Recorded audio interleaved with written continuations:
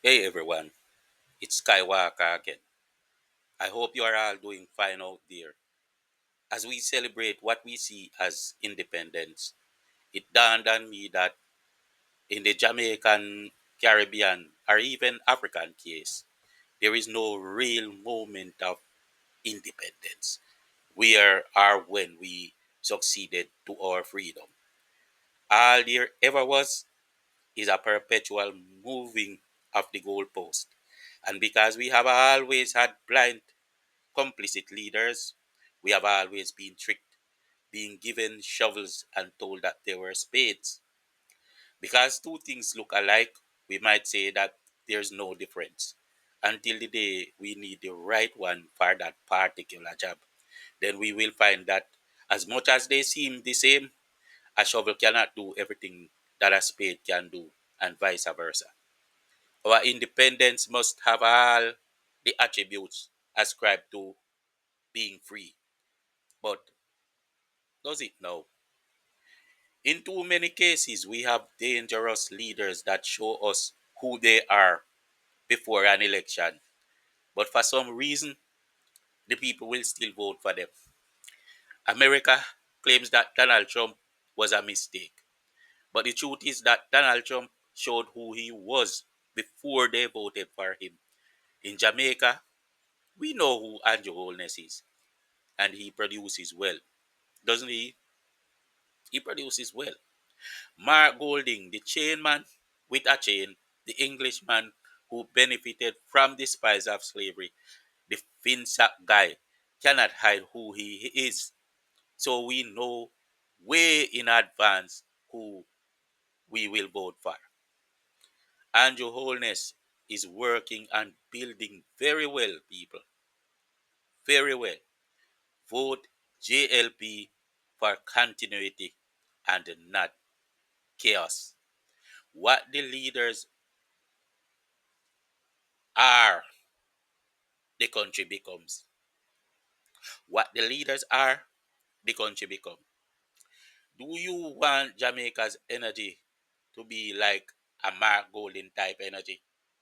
Drunk, clueless, throwing stones, hiding his guilty hands, and then casting the blame. Mark Golding, like war criminal Netanyahu, comes from a legacy that sees black people as less than human, but he says he wants to come and work for us. People, he came with a dog and chain. But you are running around and bawling for Marky G. Hey, what's wrong with you? Right now, Jamaica, under the rule of our brother Andrew Holness, is making progress. It's not perfect, as that could never be expected, but it's steady. Crime is down. More families have access to water. Students are getting help with fees and loans. Pensioners are receiving more support. These are real changes that affect real lives. However, the PNP would rather the comrades suffer rather than know about these relief programs, and that's straight up wicked. Comrades have to suffer for leaders that claim they are rich already to make a useless point. The Andrew Holness government has kept the country on a stable path. They are focused on infrastructure, education, and public safety, and you don't have to worry about when he is going to bring out the change. The JLP has made decisions that help people move forward, not just survive, but plan, build, and grow. On the other side, the opposition is still struggling with internal issues. Leadership disputes, mixed messages, and stalled reforms have created confusion. That kind of instability doesn't just affect politics, it affects the people. It slows down progress and weakens trust. Jamaica cannot vote for a leader who is in regression mode. Not even Mark Golding's own little business seems to be working. It's hemorrhaging fast, but people want to tell us to let him run big country as Jamaica and regress it too. When you are employing a worker, you don't go pick every chainman who is not successful in his own business. That's not how due diligence works, my people. When in doubt, cast them out. And remember, we don't have to doubt Andrew Holness because he is already working successfully. We don't have to ask because we witness for ourselves. Jamaica doesn't need a reset, it needs reinforcement. When leadership is consistent, the country can breathe, communities can organize, businesses can invest, families can dream. So, what are you waiting for? Let's get busy working to make sure for the third term. Jamaica has a lot of great things to do, pioneered by the chosen one in Dr. Andrew Holness, the first of his kind. And I believe the floodgates will open for better leaders in Jamaica going forward. And they will all say, Dr. Andrew Holness was the pioneer. Yes, I just did a foretelling. So watch me now. Vote green. Unfortunately, we see the moral decay of the opposition party, or what was the PNP, which will be of concern to any Jamaican who understands the workings of a proper democracy. But right now, what is important is for us to continue on the road we travel with a vibrant, hardworking JLP crew.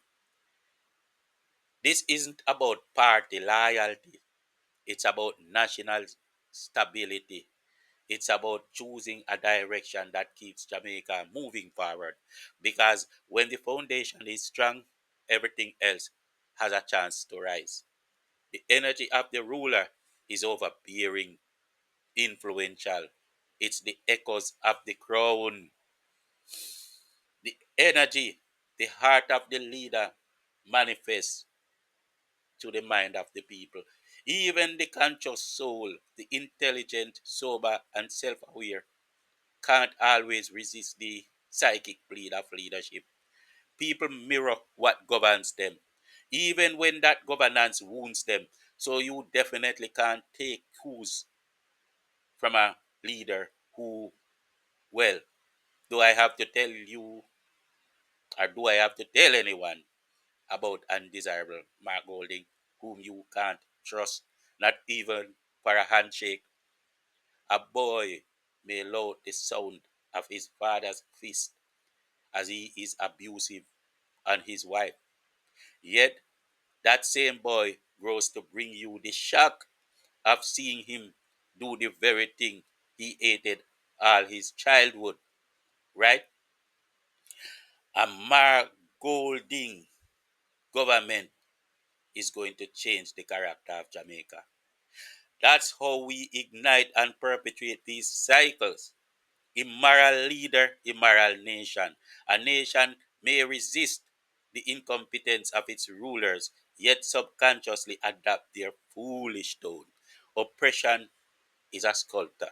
It carves character, even when the victim screams against the blade. That's why stereotypes survive. They are not just perception, they are embedded reactions, They are reactions just embedded. They resonate.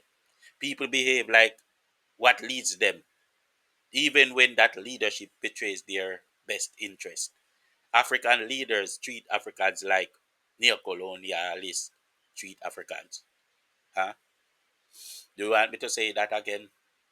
African leaders treat Africans like neocolonialists treat Africans. Mark Golding is so drunk that he cannot tell that the mic is working.